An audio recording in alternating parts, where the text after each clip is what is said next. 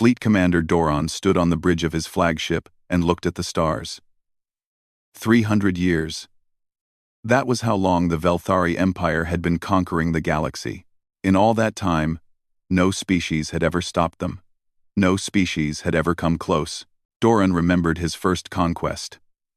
He was young then, barely old enough to command a single ship.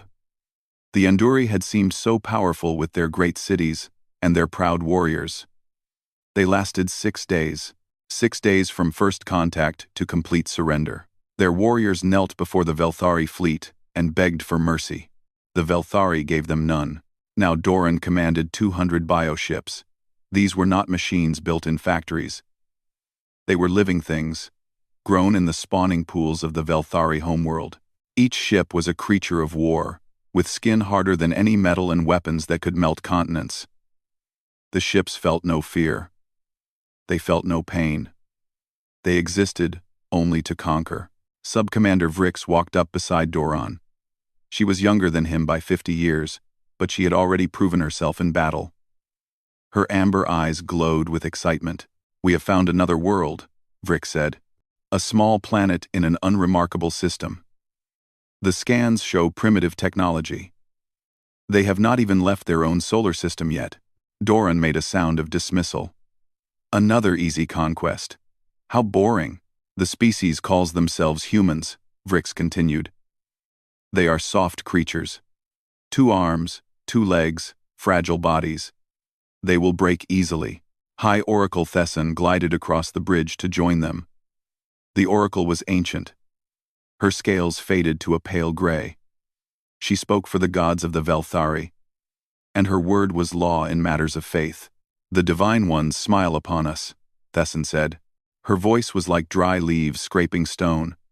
"Every world we conquer brings us closer to our destiny. We are meant to rule all that exists." Doran nodded. He had heard this speech many times. The Velthari believed they were chosen by the gods to dominate the galaxy. Every conquered species was proof of their divine right. Doran did not know if he believed in the gods, but he believed in power. And the Velthari had more power than anyone. "Set course for this Earth," Doran commanded. "We will add these humans to our empire before the next moon cycle." The fleet moved through space like a swarm of massive creatures. 200 ships, each one larger than a small city. Their bio-organic hulls pulsed with life. Their weapons hummed with deadly energy. They had destroyed civilizations that had existed for 10,000 years. What could one small planet do against such force? It took 3 days to reach the human solar system. Doran spent that time reviewing what little information they had gathered. The humans were a young species. They had only discovered space travel a few centuries ago. They had spread to a few nearby planets and moons. But Earth remained their home. Their weapons were laughable. Chemical explosives, primitive rockets, some basic energy weapons that would barely scratch Velthari armor. Doran had conquered species with far better technology. This would be simple. "Open a channel," Doran ordered as they entered the system. "Broadcast the surrender demand." Vrix activated the communication array. The message went out in every language their translators could produce. The message was always the same. "Surrender now, and some of you will live. Resist, and all of you will die." The Velthari had sent this message to 100 worlds. Most species surrendered immediately. The smart ones, anyway. The stupid ones fought and died. For a long moment, there was no response. Doran waited. He was patient. He had done this many times. Then a signal came back. It was not a surrender. It was not a plea for mercy. It was simply coordinates. A location in space between the fleet and Earth. "What is this?" Doran asked. "I do not know," Vrix replied. "Perhaps they are offering to meet us? Scan that location."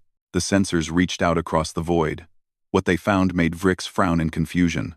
"There is a single ship," she reported. "Very small. Made of metal. It is moving toward us at high speed." Doran laughed. "A single ship? Against 200? These humans were either very brave or very stupid. Probably both. They send one ship to face us? High Oracle Thesson sounded amused. The gods will enjoy this sacrifice. Destroy it, Doran said. He did not even bother to watch. One small ship was not worth his attention. He turned to look at data about Earth's cities, already planning where to strike first. The weapons officer fired 3 plasma lances at the approaching vessel. These were the primary weapons of the Velthari fleet. Each lance was a beam of superheated energy that could burn through mountains. Against a single small ship, it was like using a star to light a candle. The lances hit the human ship directly. The ship did not explode. Doran turned slowly. Report. Vrix was staring at her screens. Her amber eyes were wide. The ship. It is still there. It is still moving toward us. That is impossible. Fire again. 3 more lances. 3 direct hits. The human ship kept coming. How? Doran moved to the sensor station. He had to see this himself. What is that thing made of? Before anyone could answer, the human ship fired back. It was not a beam of energy. It was not plasma or radiation or any weapon the Velthari had ever seen. Something physical crossed the distance between them. Something solid. It moved so fast that Doran barely saw it on the sensors. The shot hit one of his ships. The bioorganic hull, designed to absorb energy attacks, could not handle the impact. The ship cracked open like an egg. Atmosphere and crew spilled into the void. In seconds, the mighty warship was nothing but debris. Silence fell over Doran's bridge. No one spoke. No one could speak. In 300 years, the Velthari had never lost a ship in the first minutes of an engagement. They had never faced a weapon like this. They had never met a species that could take their best attacks and keep fighting. Vrix finally found her voice. Commander, what do we do? Doran watched the human ship growing larger on his screens. It was small and ugly, made of gray metal instead of living tissue. It should not exist. It should not be able to do what it was doing, and yet there it was, 1 ship against 200. And somehow, impossibly, that 1 ship had drawn first blood. All ships, Doran said quietly. Attack formation. Destroy that vessel. The fleet moved to obey. 200 bioships turned their weapons toward a single human craft. Doran told himself this would be easy. They had numbers. They had power. They had 3 centuries of unbroken victory. But deep in his chest, in a place he did not want to acknowledge, Doran felt something he had not felt since he was young. He felt doubt. The human ship kept coming. It did not slow down. It did not retreat. It flew straight toward the most powerful fleet in the galaxy, as if it had no fear at all. And then it fired again. Captain Yuna gripped the arms of her command chair as the ship shook from another hit. The Velthari plasma lances were powerful. She could feel the heat through the hull. But the Baekdu held together. It always held together. Damage report, she called out. Hull temperature rising, Chief Engineer Murray answered from her station. But we are still in the safe zone. These aliens really like their heat weapons. Yuna allowed herself a small smile. That was exactly what the engineers had predicted 40 years ago when they designed this ship. Every species the Velthari conquered used energy weapons. Plasma, lasers, radiation beams. It was the natural path of technology. Energy was clean and efficient. Humans had taken a different path. Tejo, Yuna said. Status on main guns? Lieutenant Commander Tejo looked up from his targeting computer. He was a thin man with tired eyes, but those eyes missed nothing. He had designed the Baekdu's weapons himself, turning simple physics into instruments of destruction. All railguns charged and ready, he reported. I have firing solutions on 6 enemy vessels. Pick the biggest ones. Fire when ready. The Baekdu shuddered as its main weapons activated. These were not energy beams or plasma bolts. These were railguns. Massive electromagnetic launchers that threw solid metal at incredible speeds. Each projectile was a rod of tungsten carbide, one of the hardest materials humans could make. Each rod weighed 50 kilograms. Each rod traveled at 30% of the speed of light. When something that heavy moved that fast, Nothing could stop it. Tejo fired. 6 rods crossed the void in less than a second. 6 Velthari ships died. Direct hits on all targets, Tejo said calmly. Enemy vessels destroyed. Yuna watched the explosions on her screen. The Velthari bioships were tough against energy weapons. Their living hulls could absorb heat and redirect plasma, but they had no defense against kinetic impact. A rock thrown hard enough could kill anything. Humans had been throwing rocks since before they had language. They were very good at it. Enemy fleet is reforming, Ensign Jiwan reported from the communications station. She was the youngest member of the bridge crew. But she had a gift for languages. She could understand the Velthari transmissions better than anyone. They are confused. They keep asking each other what kind of weapon we are using. Wah. They have never seen a railgun before, Mireille said. Can you imagine? 300 years of conquest and they never met anyone who threw things at them. Every species they conquered used energy weapons, Yuna replied. Just like them. We are the first to do something different. The Baekdu had been built for this moment. 40 years ago, human scientists detected the Velthari expansion. They studied the fallen civilizations. They analyzed the weapons that had destroyed so many worlds, and they realized something important. The Velthari were not invincible. They just fought the same enemy over and over again. Every species developed along similar lines. Energy weapons were efficient. Energy shields were logical. When you fought an enemy with energy, you built defenses against energy. The galaxy had locked itself into a single way of war. Humans were different. Humans had evolved on a violent world, fighting each other with clubs and spears and arrows. They had invented guns before they invented spacecraft. They had split atoms and built nuclear bombs before they learned to be peaceful. When humans looked at the Velthari, they did not see an invincible fleet. They saw a target. Incoming fire, Jiwan warned. Multiple plasma lances from the lead ships. The bridge shook. Warning lights flashed. But the Baekdu kept flying. Hull temperature at 70% capacity, Mireille reported. We can take a few more hits, but we need to be careful. Yuna nodded. The Baekdu was strong, but it was not immortal. It was the only ship of its kind. There were no reinforcements coming. There would be no rescue. This was a suicide mission. Everyone on board knew it. The plan was simple. The Baekdu would engage the enemy fleet and delay them as long as possible. Meanwhile, civilian transports would evacuate Earth. Millions of people heading for distant colonies where the Velthari might not find them. The Baekdu just needed to buy them 72 hours. 3 days. That was all they had to survive. That was all they had to give. Another wave of enemy ships approaching, Tejo said. 15 vessels in attack formation. Show me firing solutions. Tejo's hands moved across his console. Numbers and trajectories filled the screen.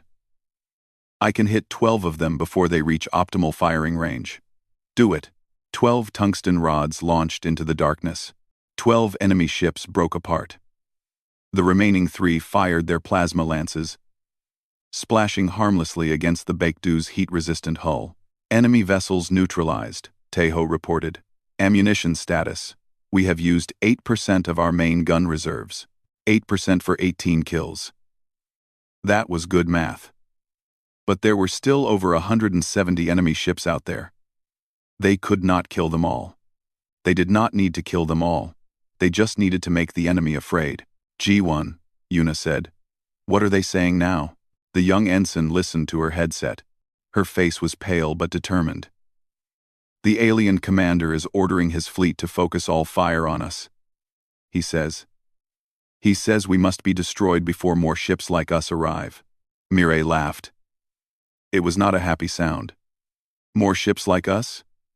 We are the only one. He does not know that, Yuna replied. And we are not going to tell him. The Baekdu dove back into battle. Tejo fired again and again. Each shot a death sentence for a Velthari ship. Mireille kept the engines running beyond their design limits. Jiwan tracked enemy communications, reporting every change in the alien formation. They fought for hours. They destroyed 23 ships. They took hit after hit from plasma lances and energy beams. The hull grew hot. Systems began to fail. Crew members were injured at their stations. But the Baekdu did not stop. The Baekdu did not retreat. The Baekdu flew toward the enemy, as if death meant nothing, because for the crew of the Baekdu, death did mean nothing. They had already accepted that they would die. What mattered was how long they lasted. What mattered was how many people escaped because of their sacrifice. Yuna thought about her family. Her husband had died 20 years ago in a Velthari scout raid on the asteroid mining station where they lived. Her 2 children had grown up without a father. She had raised them to be strong and brave and to never give up. Now those children were on evacuation ships, heading for safety. Every minute the Baekdu survived was another minute for them to get away. "Captain," Mireille called out. "I need to tell you something." "What is it?" The engineer walked to Yuna's chair. She spoke quietly, so only the captain could hear. "We have a secondary weapons system. Something the admirals kept secret. They did not want anyone to know until we needed it." Yuna raised an eyebrow. "What kind of system?" "Captured Velthari technology. From a scout ship we destroyed 5 years ago. We reverse-engineered their plasma weapons." Mireille smiled grimly. "We can hit them with their own fire." "Why did they not tell me?" "Because they wanted you to fight like we only had railguns, to make the enemy think that was all we had." Mireille touched the captain's arm. "Now they know we can surprise them." Twice, Yuna looked at the battle on her screens. The enemy fleet was regrouping, preparing for another attack. They thought they understood the human threat now. They thought they knew what to expect. They were wrong. "Tejo," Yuna said, "switch to secondary weapons. Let us give our guests another surprise." The Baekdu turned toward the enemy fleet. Its railguns fell silent. New weapons powered up, weapons that glowed with stolen Velthari fire.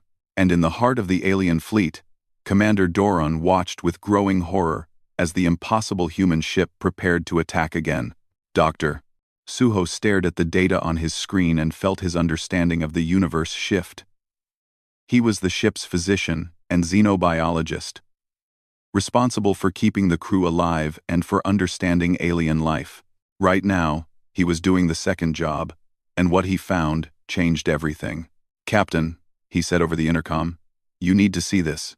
Yuna arrived in the medical bay 10 minutes later. The battle had paused. The Velthari fleet was holding position. Not attacking, but not retreating. They seemed to be waiting for something, perhaps reinforcements, perhaps orders, perhaps just trying to understand what was happening. "What did you find?" Yuna asked. Suho pulled up his research on the main display. Charts and genetic sequences filled the screen. "I have been analyzing everything we know about the species the Velthari conquered. The Anduuri, the Palox, the Shimmering Collective, dozens of others. And they are all the same." Suho highlighted a pattern in the data. Not identical, but similar. They all evolved under stable conditions. Calm worlds with predictable climates, plenty of resources, low competition. Yuna frowned. "What does that mean for us?" "It means they all develop the same way. When life is easy, species become efficient. They find the best solutions and stick with them.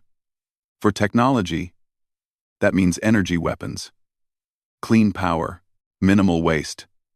Suho shook his head. Every conquered species followed the same path because it was the logical path. But humans did not. No, humans did not. Suho pulled up images of Earth, ancient Earth, before civilization. Our world was violent. Ice ages, volcanic eruptions, predators everywhere. Humans did not evolve to be efficient. We evolved to survive. Yuna understood. She had grown up on stories of human history. The wars, the famines, the plagues. Humanity had suffered more than most species could imagine.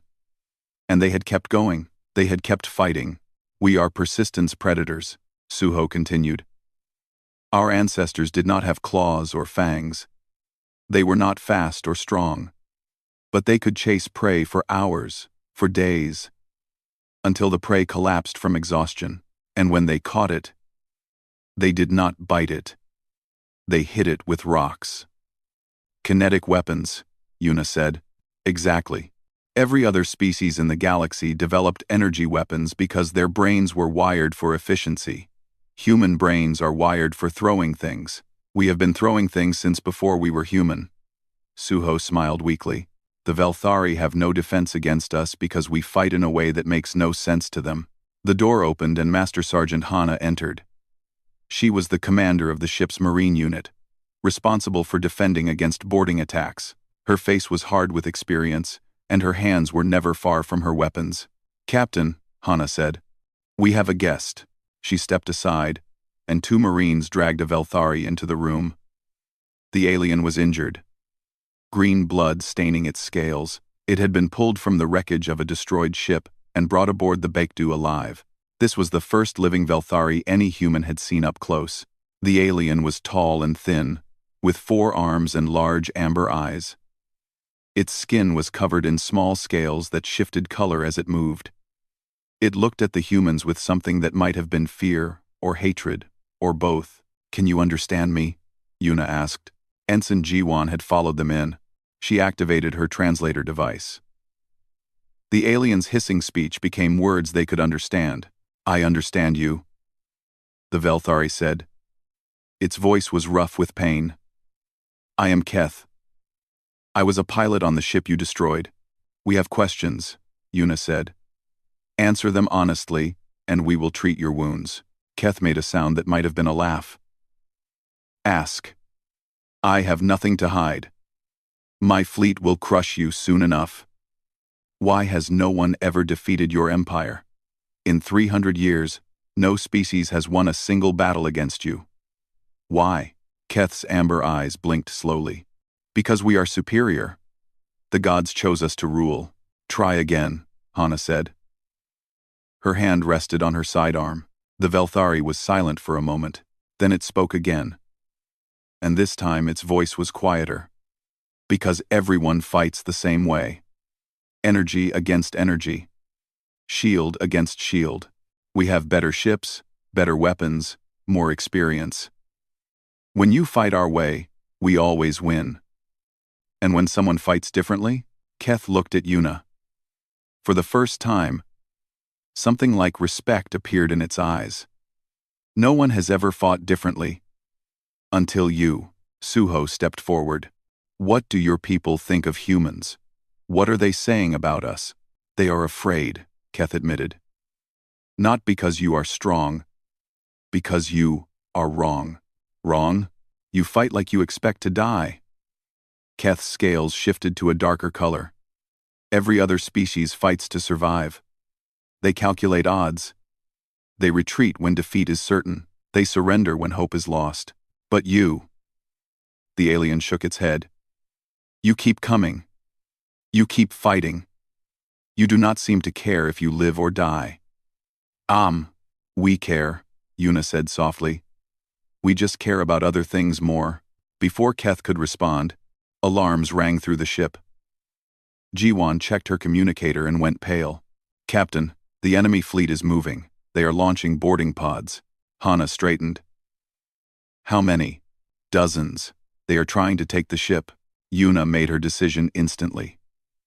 "Hana, take your Marines and defend the ship. Suho, secure the prisoner. Everyone else, battle stations." The next hour was chaos. Velthari boarding pods attached to the Baekdu's hull and cut through the metal. Alien soldiers poured into the corridors, armed with plasma rifles and energy blades. They expected to overwhelm the human defenders with superior firepower. They did not expect shotguns. Hana had prepared for this. Her Marines carried weapons that no Velthari had ever faced. Pump-action shotguns loaded with solid slugs, combat knives made of hardened steel, fists and boots, and the willingness to fight in close quarters. The Velthari armor was designed to absorb energy. It could stop a plasma bolt without a scratch. It could not stop a shotgun blast at point-blank range. The first wave of boarders died in seconds. The second wave lasted slightly longer. By the third wave, the Velthari soldiers were hesitating at the breach points. Unwilling to enter the ship, Hana found them there. She led her remaining 12 Marines in a counterattack, pushing the aliens back into their own boarding pods. The fighting was brutal and ugly, and over quickly. When it was done, Hana stood in a corridor filled with alien bodies. Her armor was splashed with green blood. Her hands shook from exhaustion and adrenaline. "Report," she said into her communicator. "All boarding parties eliminated," came the response.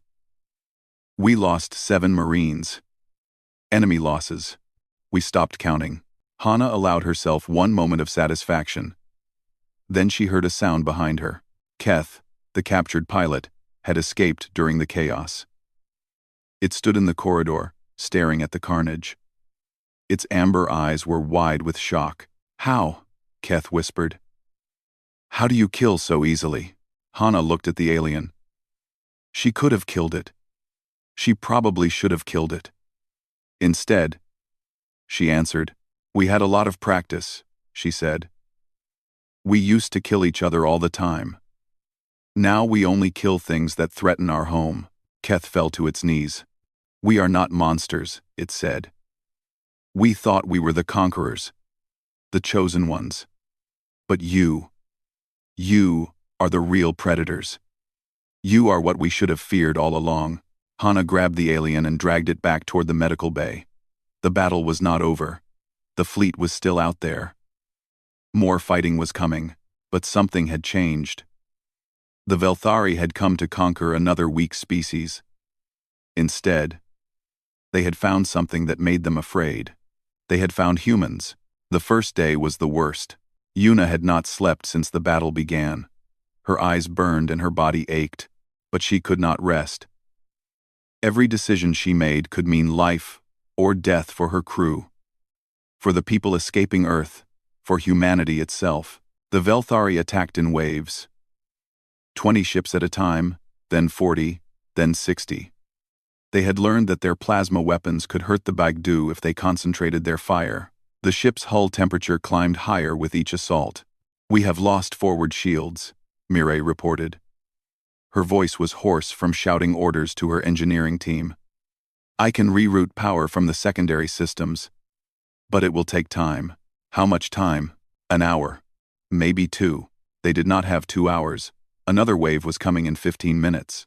Tejo fired the railguns again and again. Each shot was perfect. Each trajectory calculated to maximize damage. He had destroyed 23 Velthari ships so far, but the enemy fleet still had over 150 vessels. "Ammunition at 60%, Tejo said. "We are going through tungsten rods faster than planned." "Then make every shot count," Yuna replied. "No wasted rounds." The second wave hit them hard. Plasma lances struck the unshielded forward section, melting through the outer hull. Emergency bulkheads sealed automatically, trapping the fire but also trapping 3 crew members. They died before anyone could reach them. Yuna forced herself not to think about it. She would mourn later. If there was a later. By the end of the first day, they had destroyed 31 enemy ships. The Bekdu was damaged but still fighting. The evacuation transports had made it past the moon. 12 more hours, and they would be out of the solar system, safe from pursuit. The second day was worse. The Velthari changed tactics. Instead of mass assaults, they sent small groups to probe the Bekdu's defenses. They were learning, adapting, trying to find weaknesses. Gunner Junho sat at his station for 30 straight hours, controlling the point defense systems that shot down enemy missiles and fighters. His eyes were red, and his hands trembled. But his aim never wavered. "Incoming fighters, Sector 7, the computer announced. Junho tracked them on his screen. 10 small craft, moving fast. He calculated their trajectory, predicted their attack pattern, and opened fire. 9 fighters exploded. The 10th got through and strafed the Bekdu's engine section before Junho destroyed it. "Damage report," Yuna called out. "Engine efficiency down to 70%. Mireille answered. "We are losing speed." Speed was everything.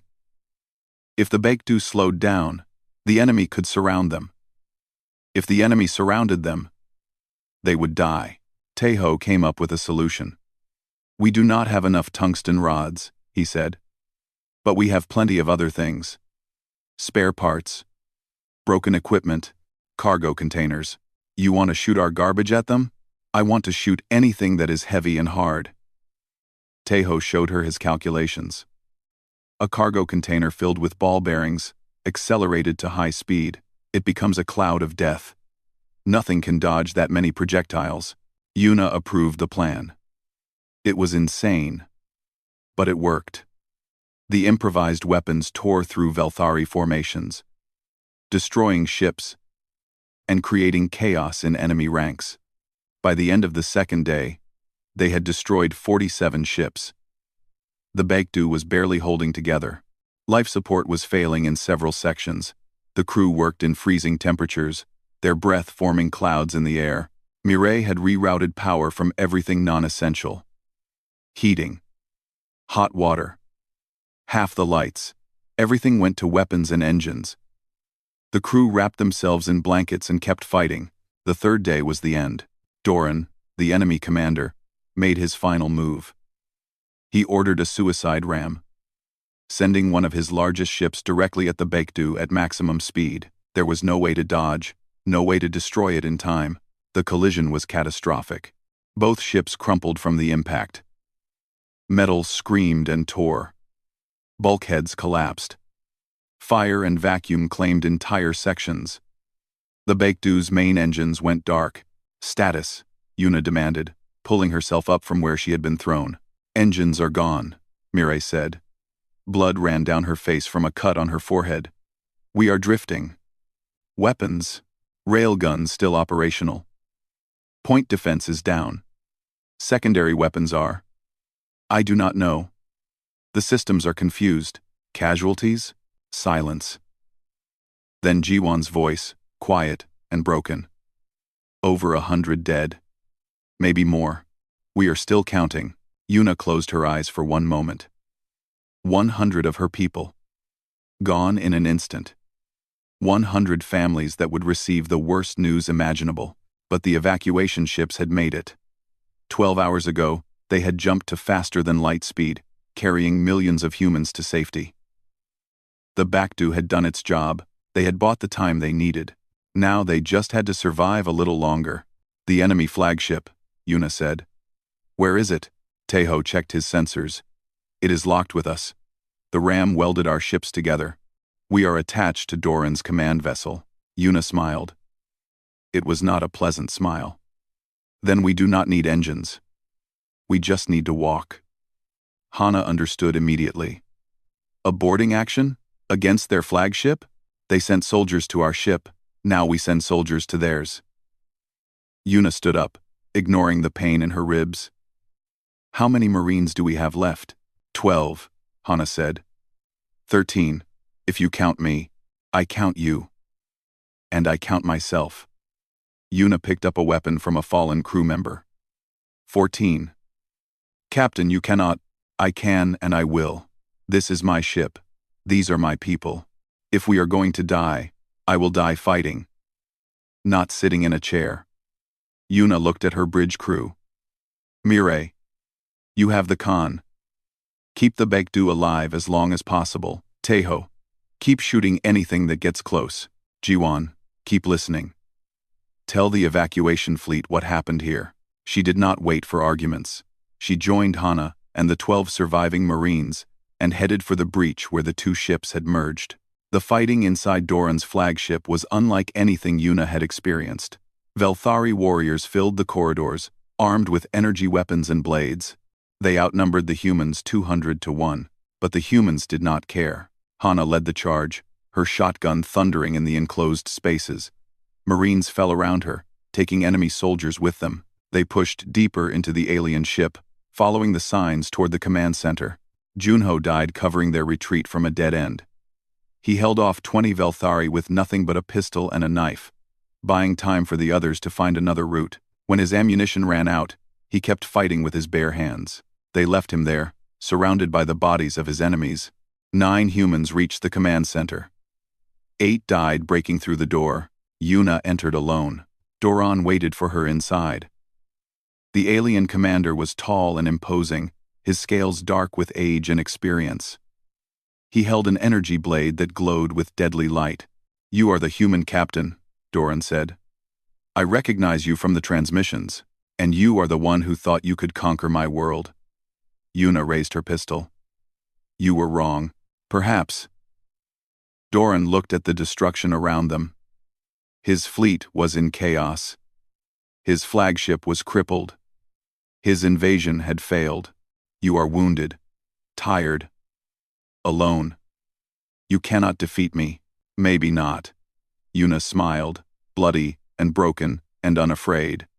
"But I can try." She fired. He charged. And in the heart of an alien warship, a human and a Velthari fought for the future of two civilizations. The fight lasted less than a minute. Doran was fast and strong, his energy blade cutting through the air with deadly precision. He had killed hundreds of enemies in single combat. He had never lost. But Una was human, and humans did not fight fair. She fired her pistol until it was empty, forcing Doran to dodge. When he closed the distance, she threw the empty weapon at his face. He deflected it. But the distraction cost him half a second. Half a second was enough. Una pulled a knife from her belt and drove it into the gap between Doran's scales. The alien commander screamed in pain and swung his blade. It cut across Una's chest, burning through her armor and searing her skin. She did not stop. She twisted the knife and pushed it deeper. Doran fell to his knees. His amber eyes stared at her with something that might have been respect. "You are dying too," he said. Una looked down at her wound. The energy blade had done terrible damage. She could feel her blood leaving her body. "I know. Then why? Why keep fighting?" Una thought about her children, safe on an evacuation ship. She thought about her husband, dead 20 years ago. She thought about the crew of the Bekdu, who had given everything so that others could live. "Because some things matter more than living," she said. Doran closed his eyes. His last breath rattled in his chest. The greatest commander in the Velthari Empire died on the floor of his own flagship, killed by a creature he had thought was prey. Una collapsed beside him.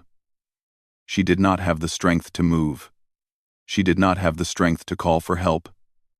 She lay there in the darkness, waiting for the end. She did not know how long she drifted. Minutes. Hours. It all blurred together. The sounds of battle faded. The ship grew quiet. Then she heard voices. Human voices. "Over here, I found her." Hands grabbed her, lifted her. She opened her eyes and saw unfamiliar faces in military uniforms. "Who?" She tried to speak, but her voice failed. "Easy, Captain. You are safe now."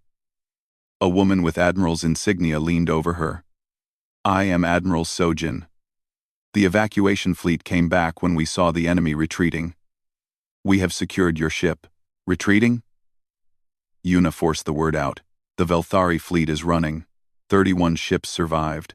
They are fleeing the solar system as fast as they can." Sojin's eyes were wet with tears.